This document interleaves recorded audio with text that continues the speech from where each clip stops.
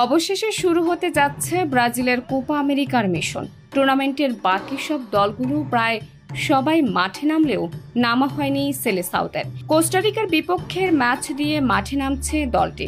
এই ম্যাচে কেমন হবে ব্রাজিলের একাদশ, এ নিয়ে আগ্রহের শেষ নেই। তবে দলটি এখনো ভারসাম্য খুঁজে পায়নি বলে জানিয়েছে কোচ দরিভাল জুনিয়র। তবে টুর্নামেন্ট শুরু হলে ধীরে ধীরে নিজেদের গুছিয়ে ফেলতে পারবেন বলে প্রত্যয়ী এই কোচ।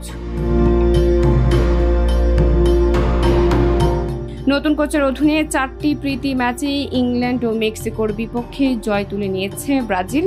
এছাড়া স্পেন ও যুক্তরাষ্ট্রের বিপক্ষে ড্র করে অপরাজিত রয়েছে তারা। তবে দল হিসেবে এখনো জ্বলে করতে পারেনি।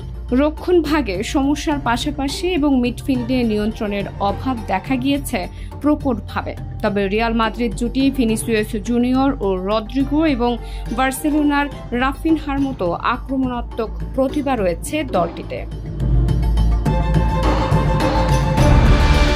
থিয়াগো সিলভা, গ্যাব্রিয়েল জেসুসদের মতো বেশ কিছু অভিজ্ঞ খেলোয়াড়দের বাদ দিয়ে অনেক তরুণদের নিয়ে স্কোয়াড গঠন করেছেন দরিভাল।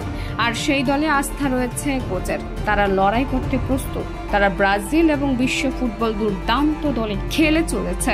তাই আমি আশা করি আমাদের একটি ভালো টুর্নামেন্ট হবে।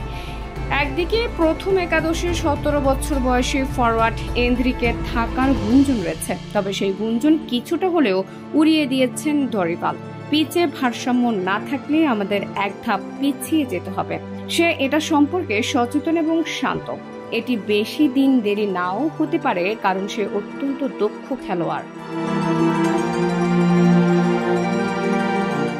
শুরুর একাদশ নিয়ে এই কোচ বলেন, শুরুর একাদশে এদের মিলিতাও ও গিলেরমো আরানা থাকবে। যদি প্রয়োজন হয় প্রতি ম্যাচে একটি বা দুটি পরিবর্তন আসতে পারে।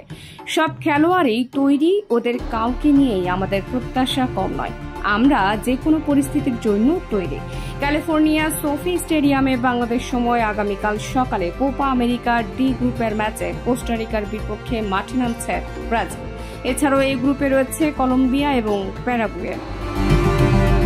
নাহার নিশি, প্রিয় দেশ।